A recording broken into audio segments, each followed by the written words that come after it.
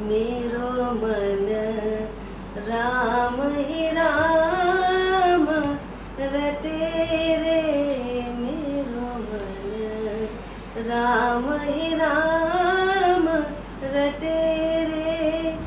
राम ही राम रटे रे। मेरो मन राम ही राम रटे रे। मेरो मन राम ही राम रटे रे। राम नाम जप लीजो प्राणी। राम नाम जप लीजो प्राणी। कोटिक पाप कटे रे। मेरो मन कोटिक पाप कटे रे। मेरो मन राम ही राम रटे रे। मेरो मन राम ही राम रटे रे।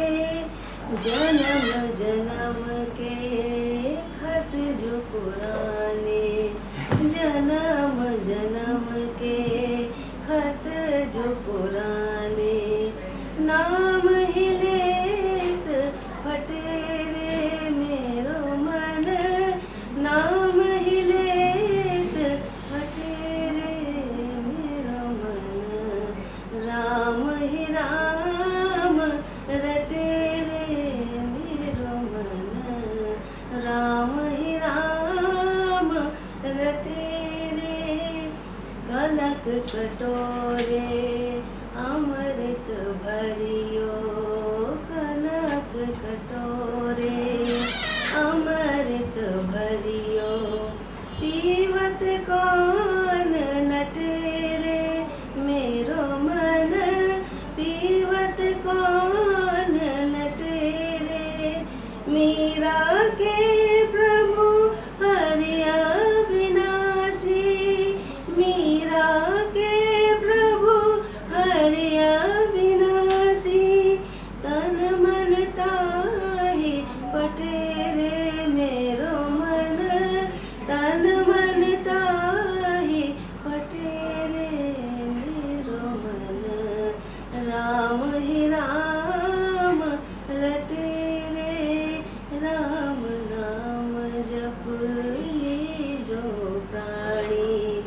राम नाम जप लीजो प्राणी। कोटिक पाप कटे रे। मेरो मन राम ही राम रटे रे। मेरो मन राम ही महाराज जी, अब मैं आपसे प्रार्थना करता हूँ कि सत्संग का। अच्छा, सॉरी ठीक है। बहुत ही सुंदर भजन। मेरो मन राम ही राम रटे रे। और मुझे लगता है प्रभु की जिन पर कृपा होती है जानते समय, लेकिन प्रभु का नाम भी उन्हीं की जुबान पर आता है जिन पर प्रभु की असीम कृपा होती है। नाम के साथ ही जरूरी बताया गया है सत्संग। सत्संग बहुत जरूरी है, क्योंकि सत्संग जहाँ हमें अच्छे वचन नों पर चलने के लिए प्रेरित करता है, वहीं हमें आत्ममंथन और आत्मचिंतन के लिए भी प्रेरित करता है। इसीलिए हमारे शास्त्रों में सत्संग का बहुत अधिक महत्व कहा गया है। जाड्यम धियो हरति सिंचति वाची सत्यता।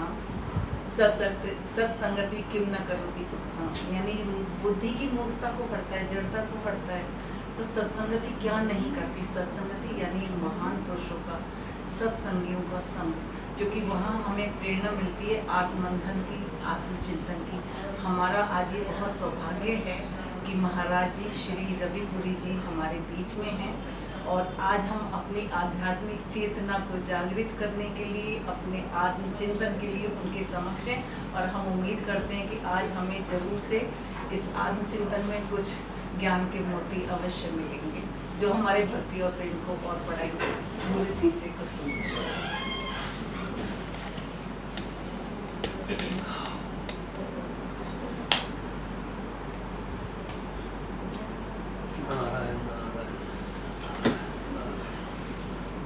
अखंडा जी कहते थे कि 4 बार नारायण नाम उच्चारण करने से ही मंगलाचरण हो गया, इतने से काम चल रहा है। कथा तो खूब हो रही है, चारों तरफ कथा हो रही है, सत्संग कथा, और बड़े धूमधाम से, कथा की कोई कमी नहीं है।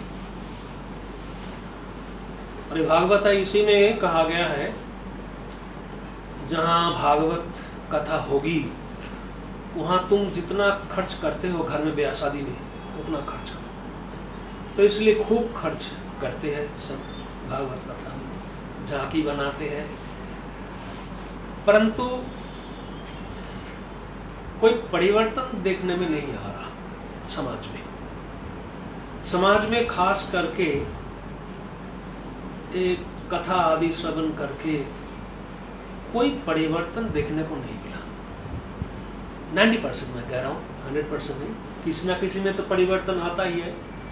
वृंदावन जाता हूँ, सत्यानंद जी महाराज उन्होंने उठाया था प्रसंग कि क्या फायदा कथा वार्ता से।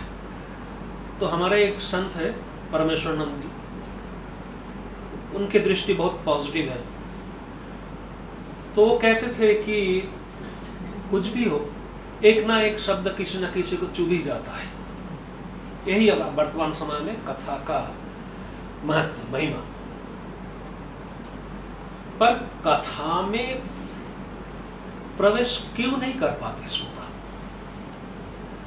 बड़े बड़े बुद्धिमान है, विलक्षण है, कथा में प्रवेश नहीं कर पाते। कथा में इसलिए प्रवेश नहीं पाते, कर नहीं पाते, क्योंकि बुद्धि सूक्ष्म नहीं है। चाहे कोई कुछ भी कहे, मैं अपने अनुभव से कहता हूँ, बड़े बड़े सुप्रीम कोर्ट के लॉयर, उनको मैंने एक स्पिरिचुअल ग्रंथ दिया, कमरा जी पढ़ तो लिया पर अंदर कुछ गया नहीं। सूक्ष्म बुद्धि है आप कहोगे, मैंने देखा चार्टर्ड अकाउंटेंट, रेवेन्यू ऑफिसर, सरकारी बुद्धि तो है, वो कहते हैं सूक्ष्म बुद्धि है, परंतु जीवन परिवर्तन करने के लिए ये सूक्ष्म बुद्धि नहीं चाहिए, इससे काम नहीं बनेगा। सूक्ष्म बुद्धि तो इस प्रकार चाहिए कि उस बुद्धि के सहारे अपने अंदर कोई झांके, उसको हम सूक्ष्म बुद्धि कहते हैं, नहीं तो नहीं। अपने अंदर झांकने की शक्ति ही नहीं है तो काहे की सूक्ष्म बुद्धि। बहुत प्रसिद्ध घटना है 100 साल पहले की, बेलूर मठ में संतों का भंडारा था। संतों का भंडारा था और स्वामी विवेकानंद जी परोस रहे थे। कोई डिवोटी ने आम दे गए, कोई डिवोटी आए थे, आम दे गए, सबको बांटने लगे स्वामी विवेकानंद जी। एक संत लेट आए पीछे और पंगत में बैठ गए और हाथ उठा के कहने लगे, महाराज जी मैं भी हूं। स्वामी विवेकानंद जी देखा और जिस टोकरी से आम बांट रहे थे और टोकरी ले आके उसके सामने लेखा, वो चकित हो गया। मैं तो ऐसा नहीं सोचा था, मैं तो ऐसा नहीं कहा था। नहीं तो तेरे को खाना पड़ेगा। क्यों? तेरे मन में ये था कि मेरे को नहीं मिलेगा, इसलिए तेरे मुख से ये शब्द निकला, मेरे को नहीं मिलेगा। ये स्वामी विवेकानंद जी की सूक्ष्म दृष्टि है। अंदर कहां तक गए, उसके मन में क्या है जिसके कारण वो इस प्रकार कह बैठा। मैं बार बार कहता हूं, don't reply emotionally, don't react emotionally. Emotionally कोई जवाब नहीं देना, इमोशनली कोई क्रिया नहीं करना। क्यों? इमोशनली वचन देके परिणाम क्या हुआ? राजा दशरथ इमोशनली वचन दे के परिणाम क्या हुआ? भीष्म पितामह।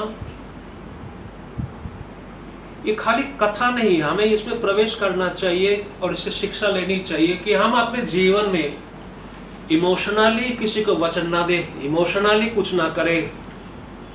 मैं आपको गारंटी देता हूं, आपकी वाणी और आपकी क्रिया में वो आप कंट्रोल कर सकते हो। अगर इमोशनली ना बोले, मुखमस्ती वक्तव्य, मुख है जो मर्जी बोलो, कंट्रोल करें, इमोशनली ना बोले। इस प्रकार अगर हो जाए, नहीं महाराज जी कि मैं तो कंट्रोल कर लूंगा पर दुनिया तो ऐसी है, इसके बारे में क्या करें।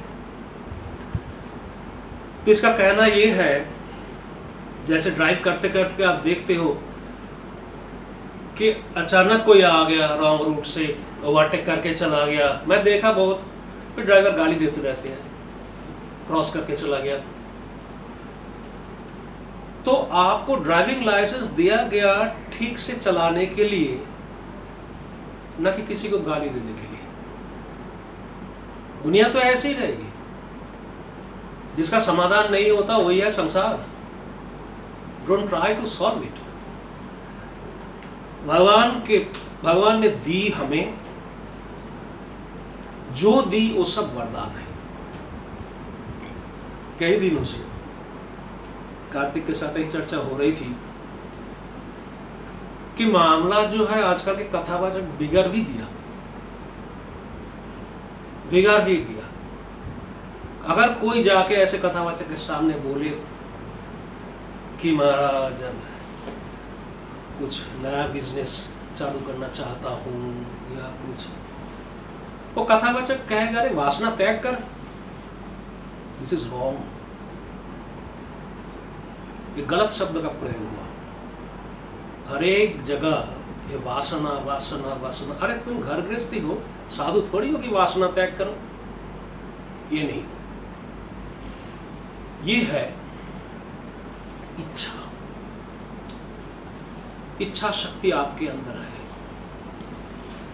आपके अंदर इच्छा शक्ति है कि कुछ और पैसा कमाओ, कुछ और प्रतिष्ठा मिले, परिवार में सब ठीक रहे। इच्छा शक्ति, ये इच्छा शक्ति भगवान का दिया हुआ वरदान है हर एक मनुष्य के लिए। इसको वासना वासना करके उपेक्षा नहीं करना, भगवान का दिया हुआ वरदान है। और इसमें आपको 100% इच्छा शक्ति दी है भगवान ने। अब समस्या क्या है, जब आप काम करने लगते हो फेलियर, हाथ में कुछ नहीं आया, इच्छा तो थी, जोर से बड़े तोड़ जोड़ से काम करने में लग गए पर सफल नहीं हो पाए। सूक्ष्म बुद्धि फिर चाहिए। सूक्ष्म बुद्धि से अगर आप देखेंगे, आज से 20-25 साल पहले भी जो घटना आपके जीवन में हुई है, how did you handle that time, आज सोचेंगे कि और ढंग से भी मैं उसको संभाल सकता था। तो आपकी क्रिया में कुछ कमी रही, इसलिए सफलता नहीं मिली। क्रिया में कमी क्यों? क्योंकि आपकी जानकारी में कुछ कमी थी, इसलिए आप सफल नहीं हो पाए। इच्छा शक्ति 100% है, पर ज्ञान शक्ति और क्रिया शक्ति 100% नहीं है आपके पास। तो जिनके पास है उनको हम भगवान कहते हैं, सर्वज्ञ सर्वशक्तिमान। अब हमें ऐसी स्थिति में सूक्ष्म बुद्धि, उसी के सारे विचार करना चाहिए। परिस्थिति नहीं देखना, असफल हुए परिस्थिति नहीं देखना, हमारे अंदर ज्ञान शक्ति या क्रिया शक्ति में कुछ कमी है, इसको हम डेवलप करें। चाहे संसार में हो चाहे परमार्थ में हो, इसको डेवलप करना ही पड़ेगा। पर कहते हैं लोग, महाराज जी आपको क्या पता, मेरे साथ क्या हुआ था, आप क्या जानते हो। आई एक्सेप्ट, मैं मानता हूं कि आपके साथ जो हुआ वो मैं तो अनुभव नहीं कर सकता हूं, हुआ कुछ जरूर, जबरदस्त कुछ हुआ, किंतु आपने वो अतीत को भूलना असंभव सोच लिया, जो कि गलत है। अतीत को भूलना असंभव नहीं है। If you have not learn from it, तो भूल नहीं पाएंगे। जो दुर्घटना अतीत में आपको शिक्षा दी, वो शिक्षा अगर आपने जीवन में स्वीकार कर लिया तो अतीत को ढीला ढाला करने में आप समर्थ हो जाओगे।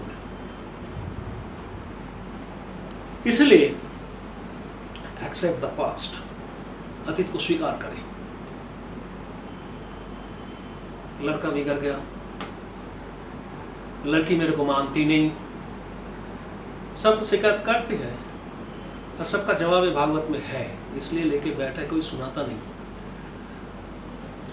Accept the past, support the present, encourage the future. 3 सूत्र है जीवन चलाने के लिए। अतीत को स्वीकार कर लीजिए, उसको आप बदल नहीं सकते, और वर्तमान जो है उसको सपोर्ट करें, सपोर्ट द प्रेजेंट और एनकरेज द फ्यूचर। अब जो समस्या और है, most of our obstacles are mental in character. जिसको आप विघ्न मान रहे हो वो बाहर नहीं, आपके खोपड़ी के अंदर है, मन में है। इसलिए मैं बार बार कहता हूं सूक्ष्म बुद्धि चाहिए। कोई घटना हो जाए, उसे गहराई तक जाने की आवश्यकता क्या है? हुआ। मेरा एक सूत्र है, दृश्य की गहराई में मत जाओ। सामने कोई दृश्य आया, बस दृश्य आया चला गया, उसी गहराई में नहीं जाता। मैं जिस गांव में रहता हूं, जिस परिवार से रोटी मिलती है वही मैं जानता हूं, गांव में किसी परिवार को नहीं जानता, ना मेरे पास कोई आता है। दृश्य की गहराई में नहीं जाना, बहुत समस्या का समाधान हो जाएगा। फिर भी अगर समस्या आवे, ये भी ईश्वर का भेजा हुआ और एक कल्याणकारी है। कैसे? एयरक्राफ्ट में एक है ना वोर्टेक्स फैन, वोर्टेक्स है। तो जब ऊपर उड़ते उड़ते पायलट को लगता है कि एयर प्रेशर ठीक नहीं है बाहर, तो एयर प्रेशर ठीक करने के लिए वोर्टेक्स फैन चला देती है। एयरक्राफ्ट में एक स्पेशल फैसिलिटीज है, वोर्टेक्स चला देती है। ऐसे ही जीवन में कभी कुछ संतुलन ना होवे तो ईश्वर के तरफ से वो समस्या भेज देते हैं। You have to find it out. उसमें आपको अनुकूलता देखना चाहिए। कैसे? 3 एग्जाम्पल देख लीजिए। तुकाराम जी की पत्नी प्रतिकूल थी, रोज लड़ाई झगड़ा तुकाराम जी के साथ। तुकाराम जी विठल को धन्यवाद देते थे, तेने बड़ी कृपा की विठल, ये लड़ाई झगड़ा ना हो तो मैं पत्नी की आसक्ति में फंस जाता। प्रतिकूल पत्नी में भी ईश्वर कृपा देख लिया। एकनाथ को देखिए, अनुकूल पत्नी, वो भी भगवान को धन्यवाद देता है, हे ईश्वर तूने बड़ी कृपा की, ऐसे अनुकूल पत्नी दी, ठीक से भजन कर पा रहा। और नरसिंह मेहता, पत्नी मर गई, ताली बजाई, बाइल मेली मुक्ति झाली, पत्नी मर गई, बस मैं विठल तुझे माजे राज, हम दोनों के बीच में आप राज। एक है अनुकूल पत्नी, एक है प्रतिकूल पत्नी, और एक जगह है पत्नी का अभाव। तीनों में ईश्वर कृपा दर्शन की। तो जो ईश्वर कृपा है उसे हमें दर्शन कर लेना चाहिए, बीच बीच में ऐसा करना चाहिए। मेरा एक फ्रेंड है, पायलट है एयरलाइंस में। बातों बातों में एक बार पूछा, कि जब रनवे पे उतरते हो, चलते हो, चलाते हो तो टायर नीचे लगा लेते हो, ऊपर उड़ते ही टायर को समेट लेते हो, क्या बात है? छोटा सा जवाब दिया, easy to fly, easy to fly. जब आवश्यक है तभी संसार में कदम रखे, बाकी टायर समेट लो। घर छोड़ने के लिए नहीं कहता, पर एक काम तो आप कर सकते। टायर समेट लेने का मतलब है थोड़ा बहुत ढीला ढाला कर देना, थोड़ा बहुत ढीला ढाला कर देना। विषय और संबंध, रिलेशनशिप, इसमें हम जकड़े हुए हैं, इसको थोड़ा ढीला ढाला करना ये आवश्यक है अगर सांसारिक सुख चाहते हैं। परमार्थ तो है ही है। Most of our obstacles are mental. कैसे? और दूसरी बात एक और है जो सबसे ज्यादा है, सब जगह है, सब में है, कंपैरिजन। कंपैरिजन ना करें। अरे महाराज जी उनका परिवार देखा, क्या कहना, मेरे तो वही घर में दाल रोटी हो रही। अरे महाराज जी उनके पास इतना पैसा है, मैं तो अभी वही हूं। एक भागवत में एक पॉवर्टी, दरिद्रता, उसका डेफिनेशन बताया असंतोष। If you are not satisfied, you are suffering from poverty. संतोष नहीं है तब गरीब हो। संतोष अगर जीवन में ना आवे तो आप गरीबी से जकड़े हुए हो। सब जगह संतोष चाहिए, सब जगह। परिवार में संतोष, प्रोफेशन में संतोष, प्रतिष्ठा में संतोष, बैंक बैलेंस में संतोष, सब जगह संतोष। क्योंकि ये संतोष आपके जीवन में लाना है इस संसार में रह के। और ये जो कथावाचक बार बार चिल्ला चिल्ला के कहते हैं परमानंद की प्राप्ति होगी, आज के व्हाट इज परमानंद? परमानंद क्या है? अरे संतों की वाणी सुन लीजिए। Unlimited permanent satisfaction is called संतोष। ये आप अपने जीवन में ला सकते हैं। Unlimited permanent satisfaction should be in your life. ये ले आइए। और फिर भी जो तर्क करते हैं ना, 80% argument start because someone hasn't eaten it. इसको पचाया नहीं, तभी तर्क करते हैं। और किसी किसी का स्वभाव हो जाता है तर्क करना। दिल्ली में एक माता है, तो उस समय खूब चल पड़ा था, अब तो बंद कर दिया। महाराज जी अगरबत्ती के पैकेट में भगवान का आप फोटो लग रखते हैं, इसको क्या करूं? क्या जवाब? मैंने कहा जमुना जी में डाल देना।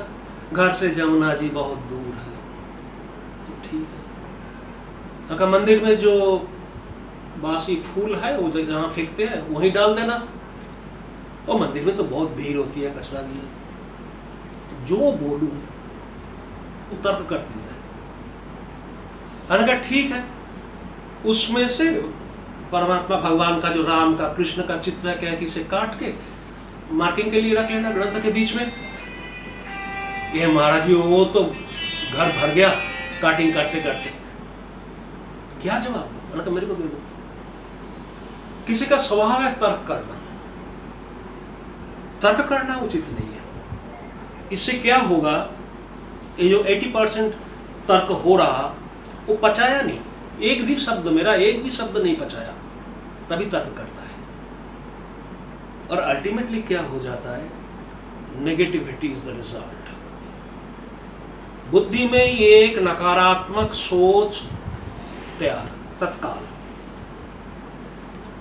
And this negativity is the result of hidden wound, not healed yet. घाव है आपके अंदर, तभी ये नकारात्मक सोच है। अंदर जो घाव है उसके लिए इलाज करें। नकारात्मक सोच, नेगेटिविटी, ये केवल अपने अंदर जो घाव है उसी का परिणाम है, एक्सप्रेशन। देख लेना, जेलसी, दंभ, अहंकार, बहानाबाजी। बहाना तो एक लोग नेचुरल कहते हैं आजकल। हाँ हाँ महाराज जी मैं 2 दिन में आ जाऊंगा, आप रहिए आश्रम में। 6 महीने बाद आए। तो हमारे साथ हो रहा, आपसे क्या बताया, आप जानते हैं सर। ये जो नेगेटिविटी, इसको इसको स्वस्थ करे, इलाज करे। डोंट नर्स देम, पुष्ट ना करे। जब ही आवे मन में उसको टाल दे। शरणागति का यह है फर्स्ट स्टेप, अनुकूल्य से संकल्प प्रातिकूल्य से वर्णन। पॉजिटिव सोच रखे, नेगेटिव सोच को हटा दो। तो इलाज करे, डोंट कर्स देम, तोड़ना नहीं। मेरे अंदर एक कैसे आया, किस प्रकार से है नेगेटिविटी, तोड़ना नहीं। अगर उसको अपने आप कुछ दिनों के लिए प्रकट ना करें तो आउटलेट ना मिलने के कारण अंदर अंदर ही वो दुबला पतला हो जाएगा, गारंटी। मन में जो नकारात्मक सोच है, एक विरोधाभास है किसी के साथ कुछ बोलने के लिए, अब देख लेना हमारे साथ होता है, नेचुरल है। कुछ बोलूं सामने को, तत्काल काट देगा, तत्काल काट देगा। नहीं महाराज जी ऐसा भी तो हो सकता है, कोई सब्स्टिट्यूट, वो भी बताएगा। ये सब उसके अंदर जो नेगेटिविटी है उसका प्रकाश है। अच्छा, इसमें अगर आप देखेंगे कोई विघ्न आ जाए, क्रोधित हो जाते हैं। कोई व्यक्ति क्रोधित क्यों होता है? क्यों? He feels I am powerless। क्रोध तभी आता है जब कोई सोचता है कि मेरे अंदर क्षमता नहीं है सामना करने के लिए, क्रोध हो जाता है। और क्रोध ऐसा आता है कि कुछ करने के लिए मौका ही नहीं। काम वासना जो है उसमें मौका है। धीरे धीरे ये जो लस्ट, डिजायर, कुछ भी कहिए, धीरे धीरे प्रोग्रेस होता है। देखा, जैसे भागवत में आता है, देखा, वार्तालाप किया, फिर उनके साथ घूमना फिरना करते करते इस लड़की से शादी करना है। तो जो कामना है उसमें धीमी गति है, यू कैन कंट्रोल इट। क्रोध में कोई धीमी गति नहीं है, आया तो निकल गया। सूक्ष्म बुद्धि से आप समझ लीजिए कि ये है मेरे अंदर क्षमताहीनता, आई कैन नॉट फेस क्रोध। एंग्जाइटी, एंग्जाइटी क्यों? रात को नींद नहीं आती, क्यों? Your mind is disbalanced. मन डिसबैलेंस्ड है, उसको बैलेंस करने के लिए प्रयास करें। कोई डॉक्टर, साइकियाट्रिस्ट, एल्प्रेक्स कुछ नहीं करता। मन डिसबैलेंस्ड है, इसको ठीक करें। इसलिए एंग्जाइटी है, डर, शोक होता है अतीत को लेके, डर होता है भविष्य को लेके, क्या होगा, फैक्ट्री ना चले, लड़की की शादी हो गई, सेटल ना होवे, भविष्य को लेकर डर होता है। जब डर होता है, it's telling you care about, take care, डरना नहीं। वही है सोई जो राम रची राखा, सुनते हैं खूब फिर भी क्यों डरते हैं? सूक्ष्म बुद्धि से उसको हमने पकड़ नहीं पाया, पचा नहीं पाया। और ये जो क्रोध है, एंग्जाइटी है, डर है, डोंट रिहर्स, इसको दोहराना नहीं। बार बार कहता हूं, इसको दोहराना बिल्कुल नहीं। अब हाउ टू ओवरकम, कोई तो उपाय बताइए, कोई साधना बताइए। कोई बाबा जी कह देंगे समोसा खा लो ठीक हो जाएगा, फ्रिज में कोक रखा है उसको निकाल दो ठीक हो जाएगा, ये नहीं। How to overcome, sharpen your thinking. फिर घूम फिर के जहां से शुरू किया, बुद्धि को सूक्ष्म करें, अति सूक्ष्म करें, गहराई तक जाइए, क्यों हुआ, और एक लक्ष्य निश्चय करें। Settle your target, settle your goal. Mostly we are disturbed because we don't have any target. कोई टारगेट नहीं है, किसी से पूछे क्या टारगेट है, बोल नहीं पाएगा। और जो टारगेट है उसके लिए तुमने क्या किया, बोल नहीं पाएगा। तो इसीलिए think about goal setting, target setting कर लीजिए। Now distinguish target and wish, इच्छा शक्ति और टारगेट, ये दोनों में जो पृथकता है विवेक करके उसको अलग करें। गोल अलग चीज है, टारगेट अलग चीज है, इच्छा शक्ति अलग चीज है। अभी उस इच्छा शक्ति को प्रयोग करना पड़ेगा और अल्टीमेट जो गोल है उसके बीच में इंटरिम गोल्स भी है, अचीव इट। बीच बीच में कुछ और उपलब्धि हो जाए उसको स्वीकार करें, उसको स्वीकार करके आगे बढ़े। तो टारगेट फिक्सिंग और बीच में जो अचीवमेंट आए उसके लिए एक्सेप्टेंस, ये छोटी छोटी बात है, इसको करना पड़ेगा। नाउ जीवन में धन की कमी नहीं है, परिवार में सुख शांति है, समाज में प्रतिष्ठा है, सब कुछ है, परंतु यह तो एग्री एक बेचैनी है। ये हम फील करते हैं साधु संत, खूब पढ़ लिख के सब कुछ करके ये बेचैनी कहां से? कोई कमी नहीं मेरे पास, मेरे पास धन की कमी नहीं है, परिवार में कोई कमी नहीं है, प्रतिष्ठा में कोई कमी नहीं है, प्रोफेशन में कोई कमी नहीं है, सुखी हूं मैं। सुखी होना ये मतलब नहीं है कि बेचैनी नहीं है, सुखी होने पर भी अंदर बेचैनी है। ये आपकी बात नहीं, इट हैपेंड टू व्यास जी। चारों वेद का ज्ञाता, वेद का विभाजन किया, कर्मकांड में 1 नंबर, महाभारत लिखा, 18 पुराण लिखा, पर व्यास जी उन्मत्त होके भाग रहे। नारद जी ने देखा कि ये आपको क्या हो गया, का समझ में नहीं आ रहा, एक बेचैनी है। नाउ संसार को इस ढंग से अगर आप जहां जहां मैंने जैसे जैसे बताया सूक्ष्म बुद्धि के सहारे अगर आप संभाल लेंगे, फिर भी आप देख रहे हैं कि मेरे अंदर कुछ बेचैनी है, क्यों, ये प्रश्न उठना है। Then come to Bhagavat. Shri Krishna कहते हैं अयम तो युग धर्मो ही वर्तते कस्य दूषणम अतस्तु पुंडरीकाक्ष सहते निकट स्थिता। ये युग का धर्म है, किसको दोष दे? ये संसार में ये जो डामाडोल है ये युग का धर्म है, किसको दोष दे?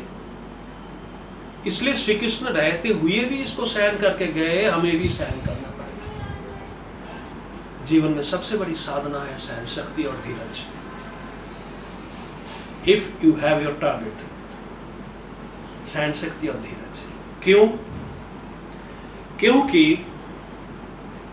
अब आइए भागवत से पहले भागवत का महात्म्य जो पद्म पुराण में 6 अध्याय में कहा गया है उसको रखा गया है। यहाँ कलियुग का स्वरूप बता रहा हूं, इसलिए आप घबराना नहीं।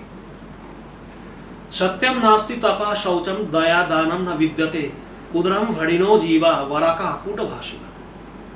सच्चाई नहीं है, सच्चाई नहीं है। इस संसार में एक ही चीज शुद्ध है, वो है धोखा। एक ही चीज शुद्ध है, धोखा। सच्चाई है ही नहीं। भागवत में आ रहा सत्यम नास्ति तप, कोई तपस्या नहीं है, और शौचम, शौच माने शुद्धता, मन की पवित्रता। मन की पवित्रता नहीं है। आप कुछ भी करें कोई फर्क नहीं पड़ता अगर आपका मन पवित्र है। उदरम भरिणो जीवा, ये जीव खाली अपना पेट पालने में लगे हुए है। बड़ा कहा कुटभाषी, और मुख में तो मिठास है ही नहीं, वाणी में शब्द जो है उसमें कड़वापन है, ये कलियुग में। और पाखंड निरता संत विरक्त सा परिग्रह, साधु वेश में ये सब पाखंडी घूम रहे हैं 90%। पाखंड अनिरतः संत विरक्तः स परिग्रह, नाम के वास्ते विरक्त है, बड़ा बैंक बैलेंस लेके बैठा, महल के महल खड़ा कर दिया, विरक्त है। घर में बुरा नहीं मानना, घर में माताओं की बोलबाला है सब, जो कुछ ये घर चलाएंगे, पुरुष का पैर वहां है ही नहीं, स्थिर ही नहीं है, घर चलाने के लिए माताएं। और बेटा हो, बेटा कभी आपसे परामर्श नहीं करेगा, शाला से परामर्श करेगा, श्यालको बुद्धिदायक। और पति पत्नी में झगड़ा, लोभात दंपति नाम च कलकनम, किसी भी विषय में लोभ है, चाहे पति का हो चाहे पत्नी का हो, उसकी पूर्ति ना हो, बस लड़ाई झगड़ा। मैंने कहा था, आपने यकीन नहीं किया, पत्नी की तरफ से पति की तरफ से। यहां और आगे कहते हैं अट्टशूला जनपदा, पहले इस ढंग से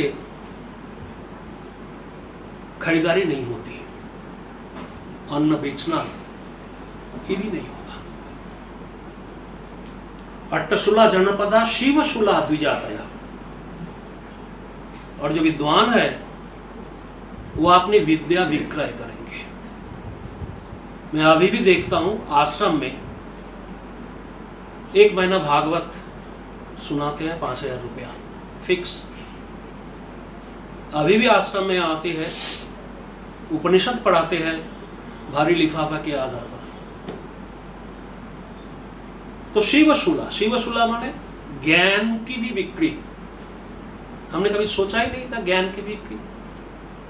और अभी और सुन लीजिए, कामिन्या केश सुलिन्या, 2 अर्थ है इसका। लड़कियां ब्यूटी पार्लर जाएगी बाल बनाने के लिए। दूसरा अर्थ अखंड जी महाराज कहते हैं शरीर दिखा के पैसा कमाएगी लड़कियां, मॉडलिंग। सोचिए, आज से 5000 वर्ष पहले व्यास जी लिख के गए। इस प्रकार अगर कलियुग की स्थिति हो तो यहां भक्ति कहां है? भक्ति माता का जन्मस्थान है कर्नाटक, महाराष्ट्र में जवानी आ गई, गुजरात में जाके बुढ़ापा। क्या करें? आगे जाके कहते हैं ये कलियुग दारुण है, भयानक है। और यहां माता भक्ति के 2 पुत्र ज्ञान और वैराग, उसमें बुढ़ापा। वृंदावन आके ही माता भक्ति फिर युवती हो गई। बुढ़ापा क्यों? ग्राहक अभावात, जड़ामपि ना मुंचता। ज्ञान वैराग के लिए कोई ग्राहक है नहीं। मैं संतों को पढ़ाता हूं, एक संत है पढ़ने के लिए, हमने कहा मेरे पास समय कम है। कोई बात नहीं महाराज जी, 3-4 महीने में तैयार कर ताकि कथावाचक बन जाओ। ऐसे साधु आते हैं, ग्राहक अभावात। और बुरा नहीं मानना, माताओं में ऐसी है। होशियारपुर से एक लड़की आई, हैंडीकैप्ड। क्या बात है, वो शादी के बाद ही ब्रेन अटैक हो गया, आईसीयू में गई और होश आने के बाद ऑलमोस्ट पैरालाइज्ड है, बोल नहीं पाती, कोई काम धंधा तो कुछ नहीं। हस्बैंड जो है आके ससुराल में, तो माँ के पास रहो ठीक हो जाओगे। फिर हस्बैंड लौट के नहीं आया। धीरे धीरे धीरे वो ठीक होने लगी तो मेरे पास आई, स्वामी जी मेरे को पढ़ाओ। अब मैं उपराम हो गया संसार से, हाँ बिल्कुल नहीं, जाना नहीं। फिर करते करते करते करते मैं अवॉइड करता गया, तो आती रही लड़की। फिर थोड़ा बहुत बोलने चलने लगी। उनका बहुत दिनों बाद आए, समय ये डिवोर्स का केस चल रहा। उनका अच्छी बात है। फिर कुछ दिनों के बाद डिवोर्स सैंक्शन्ड, और जो ऑर्नामेंट्स है उसकी माँ ने जो दी थी वो लौटा दिया, और 32 लाख लमसम दे दिया। अब देखिए कितना बैराग लेके वो आई थी मेरे पास। अब वो कहने लगी समझे शरीर भी ठीक हो गया, दूसरी शादी कर लूं। उनका जा ग्राहक अभाव आता है। संसार में कोई ज्ञान प्राप्त करने के लिए तैयार नहीं। फिर कहते हैं विप्रैर भागवती वार्ता गेहे गेहे जने जने कारिता कर्ण लोभेना कथा सारस्ततो गता। ये कथावाचक जो है घर घर में जगह जगह में कथा कर रहे हैं। क्यों? कारिता कर्ण लोभेना, पैसा के लिए। इसलिए कथा का जो सार है वो भी समाप्त, शुष्क खुश्क कथा है। और जो बिजनेसमैन है वो जाके बैठते हैं तीर्थ स्थान में। आज वृंदावन या हरिद्वार कमर्शियलाइज्ड, टोटली चारों धाम कमर्शियलाइज्ड। तो कहते हैं तीर्थ सारस ततो गता, तीर्थ का सार भी चला गया। कलियुग में 5000 वर्ष बीतने के बाद गंगा जमुना लौट के चली जाएगी। आज कोई कह सकता कि जमुना में स्नान करके मैं पवित्र हो गया? कोई नहीं बोलेगा। तीर्थ सारस ततो गता। और काम क्रोध और भयानक लोभ के कारण जो तपस्या करते हैं, तपः सारस ततो गता, तपस्या का सार भी वहां से समाप्त। और मन को कंट्रोल नहीं किया, लोभ है और दंभ है और पाखंड है, इसलिए ध्यान का भी समाप्त, सार चला गया कलियुग में। और गृहस्थ जो है वो संसार संभालने में कुशल है, परमार्थ संभालने में कुशल नहीं है, नहीं होंगे। ये कह के गए व्यास जी, कह के गए और कह रहे हैं कि कलियुग में एक और है। वो क्या है? योगा। ये भी समाप्त। ये तो आप सामने ही देख रहे हैं। योगाचार्य अगर फैक्ट्री चलाए, कौन सा सूत्र है जो पतंजल सूत्र में फैक्ट्री चलाने के लिए? ये है कलियुग की स्थिति। ऐसे जो इस प्रकार जो कलियुग है, तो कहते हैं ठाकुर जी आयम तो युग धर्म हो, ये युग का धर्म है, कहीं किसी का दोष नहीं है। इसलिए अब उपाय क्या है? उपाय एक ही है कि आप भागवत धर्म अपने जीवन में उतार लीजिए। भागवत धर्म जीवन में उतारे। भागवत धर्म है क्या? भागवत धर्म है क्या? ये सबसे बड़ा प्रश्न है। सबसे पहले धर्म क्या है? धर्म क्या है एक बार आप समझ जाएंगे तो भागवत धर्म समझना और सरल पड़ जाएगा। हिंदू, ईसाई, सिख, मुस्लिम, ये सब कोई धर्म नहीं है, ये मार्ग है। धर्म वो है आपके अंदर एक इन्फिनिट पोटेंशियलिटी है, डिवाइन पोटेंशियलिटी है। उसको ये फाइनाइट छोटा सा जीवन है, इसी के अंदर उसको प्रकट करना है। मनुष्य के अंदर विद्यमान जो दिव्य मनुष्यत्व है, divine humanity, manifestation of divine humanity already in human is called religion. आपके अंदर जो दिव्य इंसानियत है, उस इंसानियत को इसी जन्म में प्रकट करने का नाम है धर्म। चाहे आप कहीं भी हो, कोई भी काम करें। मेरे परिचय था एक ब्राह्मण, बाटा में मैनेजर है, ब्राह्मण शू फैक्ट्री में मैनेजर। ये तो ब्राह्मण का काम नहीं है, पर जूता तो नहीं बनाता है, वहां रहता है। और वीकेंड में वो है रेसकोर्स का अकाउंटेंट। अरे ये तो रेस कोर्स का काम संभालने वाला, पर उसके अंदर उसको देखेंगे डिवाइन ह्यूमैनिटी है, वो धार्मिक है। वो जब ऐसा देखा, हमारे ऋषि आश्रम है मंसूरी में, अलीगढ़ का ही है, खैराती लाल जी, उनके हाथ से पूरा अलीगढ़ जिला का जो शराब ठेका है उनके हाथ से निकलता है। He is a divine man। पूजा पाठ सब कुछ आपके अंदर, यही जो पवित्र विचारधारा है, पवित्र जीवन है, इसको प्रकट करने का नाम है भागवत धर्म।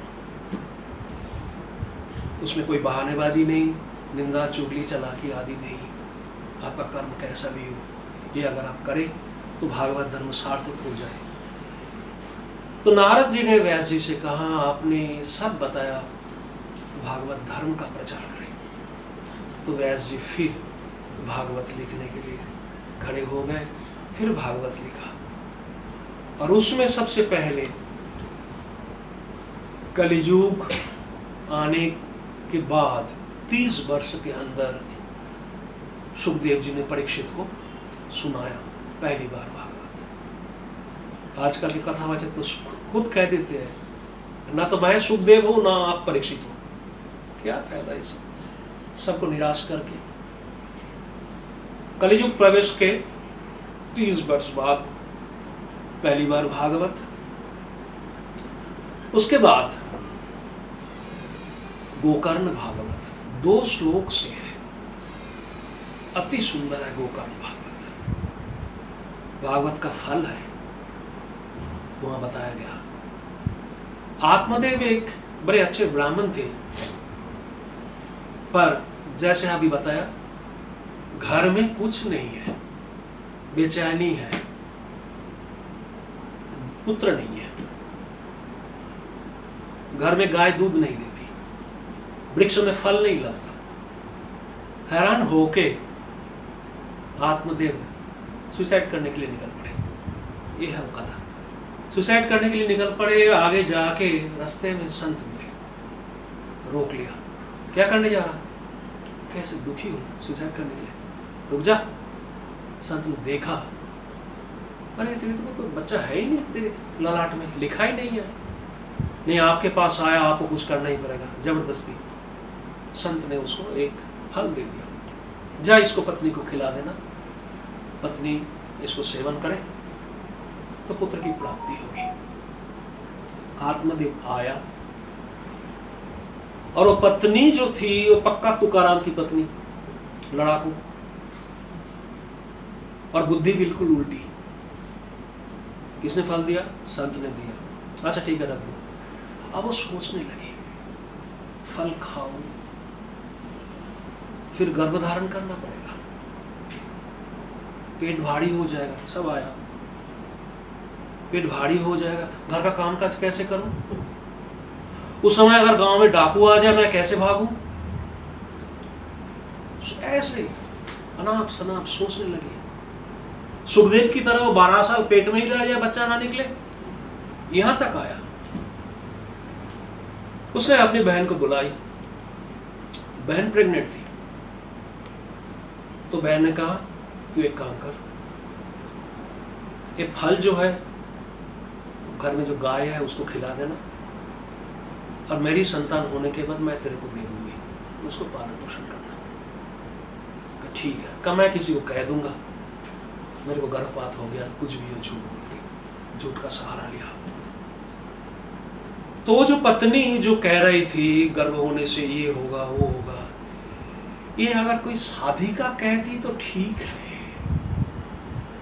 पर गृहस्थाश्रम में रह के ऐसा सोचना गलत है, उल्टी बुद्धि। समय आने पर बहन ने अपना बच्चा दे दिया, वो पालन पोषण करने लगा और फल दे दिया गाय को। क्योंकि संत का मंत्रपूत फल है। उस गाय से एक बच्चा पैदा हुआ, कान गाय की तरह, बाकी शरीर मनुष्य की तरह। उसका नाम है गोकर्ण, और एक ब्राह्मण का जो है उसका नाम है धुंधुकारी। गाय के पेट से बच्चा निकला, संतान पुत्र कैसे मानूं? स्वामी विवेकानंद जी कहते थे कि जो शास्त्र में लिखा हुआ है एक दो जगह जांच कर लो, अगर एक दो जगह जांच करने के पश्चात आपको सही लगे, पूरा के पूरा शास्त्र मान लो। तो मैंने जांच किया, दक्षिण दिशा में यमराज रहते हैं, उधर पैर करके सोना नहीं, शास्त्र में लिखा है दक्षिण दिशा में पैर करके नहीं सोना। और स्वामी विवेकानंद जी का कहना है जो जलजहाज में या कई जगह जो कंपास है उसमें जो नीडल है, सुई है, वो नॉर्थ पोल को दिखाती है। सुई माने ग्रेविटेशन अट्रैक्शन फोर्स है नॉर्थ पोल में। तो हम अगर नॉर्थ पोल में सिर करके साउथ पोल में दक्षिण दिशा में पैर करके सोए तो टोटल ब्लड सर्कुलेशन सिर पे हो जाएगा, शरीर में हानि है इस करके। इसलिए उस जब आज साइंटिफिक ढंग से व्याख्या कर रहे हैं सब, पर उस जमाने में साइंस नहीं धर्म को मानते थे। यमराज का दरवाजा है, दक्षिण दिशा में पैर करने नहीं सुना। एक सेकंड दृष्टांत, अभी अभी की बात है। आइंस्टाइन का जो न्यूक्लियर लॉ, उसमें कुछ फॉल्ट्स निकाला था डॉक्टर सत्येन बोस। डॉक्टर सत्येन बोस हर ग्रहण में गंगा स्नान करते थे, स्पर्श में 3 बार, मध्य में और मोक्ष में 3 बार। किसी ने पूछा आप इतने बड़े साइंटिस्ट हो क्यों स्नान करते हो? तो कहते हैं कि इसके पीछे एक बहुत जबरदस्त व्याख्या है। कैसे? तब दोनों हाथ रगड़िए, गर्म हो जाएगा। जहां रगड़ है वहां गरमाइश है, बिजली पैदा होती है। ग्रहण के समय तीनों सूरज, धरती, चंद्रमा एक लाइन पे, उसमें खिंचाव है, खिंचाव में बिजली पैदा होती है। खास करके उसका प्रभाव पड़ता है नदी में और विशेषकर संगम में।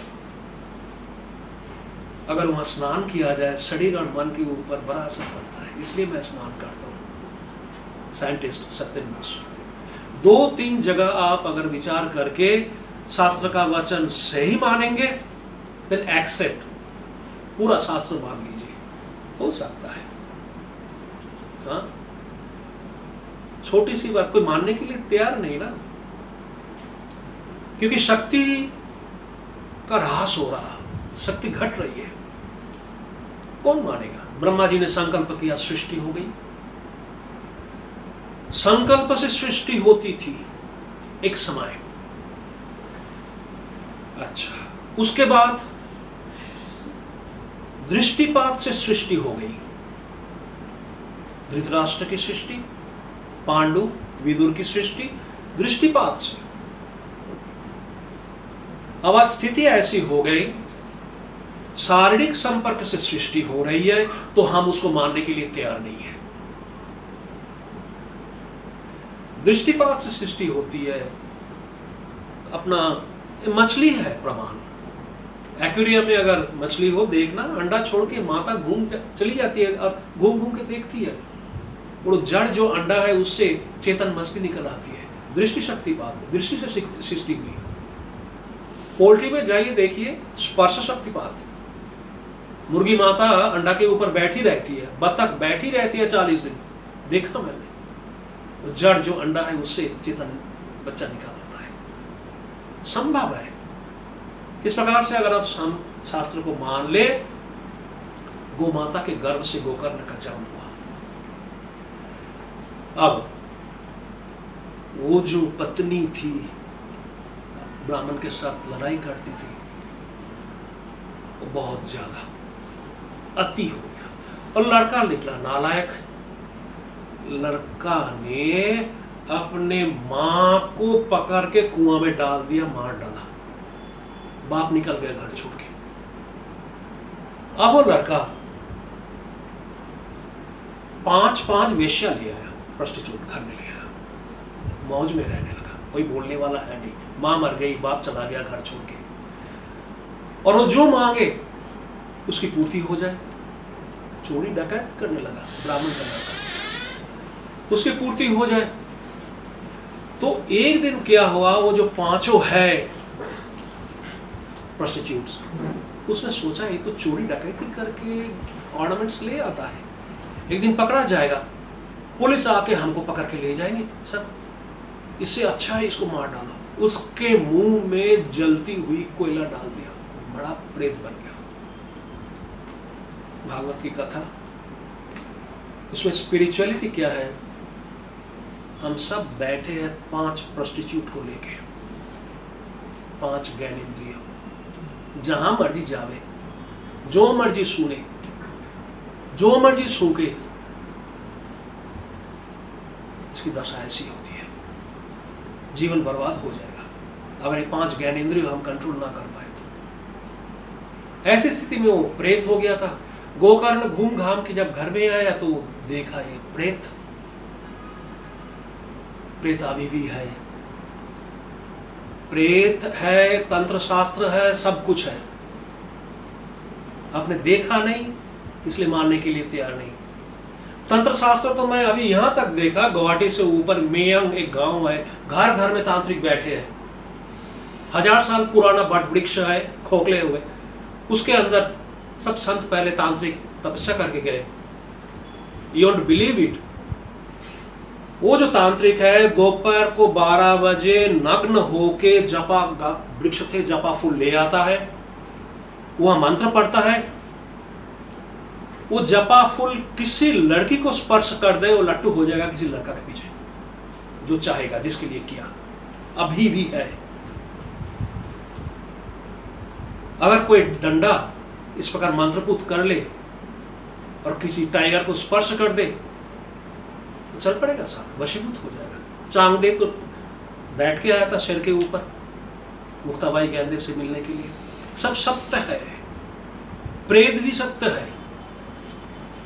गीता प्रेस के सेठ जी जयदाल गोयनका जी या पोद्दार जी, उनका नियम था रात को डिनर के बाद चौपटी में जाके समुद्र किनारे जप करना।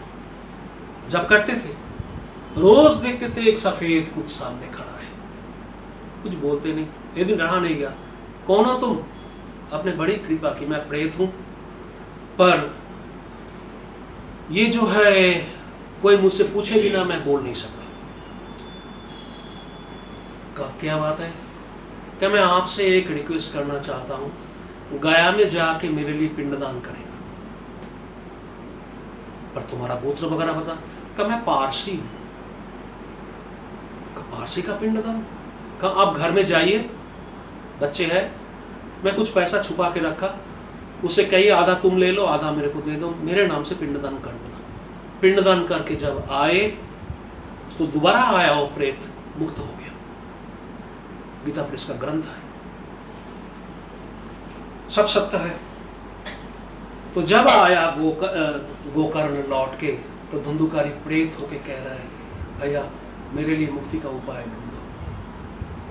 तो धुंधुकारी को का तू कैसे आएगा? का एक बांस गाड़ दो, उसमें मैं रहूंगा, कथा सुनूंगा। तो गोकर्ण फिर भागवत कथा सुनाने लगे। 7 दिन की कथा, एक एक दिन में वो बांस में एक एक जो गांठ है टूटते टूटते टूटते टूटते चला गया।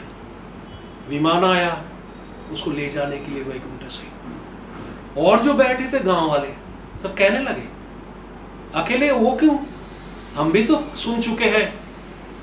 बस तुम सुन ही चुके हो, अंदर कुछ गया नहीं, इसलिए कुछ नहीं हुआ। ये मैं जानता हूं।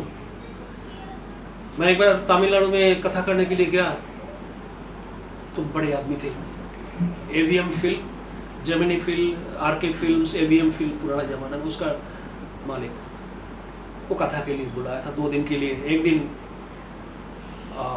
अर्जुन की शरणागति, नेक्स्ट डे श्री कृष्ण की स्वीकृति। वो कथा कर हूं, देखा वो नागराजन नाम है, वो रो रहा। फिर कथा के बाद प्रसाद देने लगा।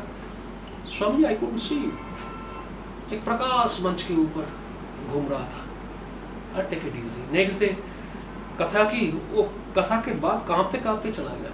उसकी वाईफाई मेरे को स्विच ऑफ करने के लिए, where is Nagarajan? Swami he is crying there. कोई बात नहीं, मैं आश्रम आ गया। सुबह 4 बजे फोन आया आश्रम, स्वामी जी ये आपने क्या कर दिया? मतलब कि मैं तो रो ही रहा था, कथा याद कर रहा था, शरणागति शरणागति शरणागति। घर में मंदिर बना के रखा, रात को मैं सो नहीं पाया, मंदिर में चला गया। अचानक राधा और कृष्ण दोनों प्रकट हो गए। मैंने सोचा इल्यूशन है, गायब हो गए दोनों। अगेन भेष बदल के फिर आए, 3 बार आए, फिर चले गए। उसके बाद मंदिर सुगंध से भरपूर हो गया। मैंने कहा रागराजन, उस दिन गुरु पूर्णिमा, आपको गुरु की प्राप्ति हुई, कृष्णम वंदे जगत गुरु। उसका लाइफ बदल गया।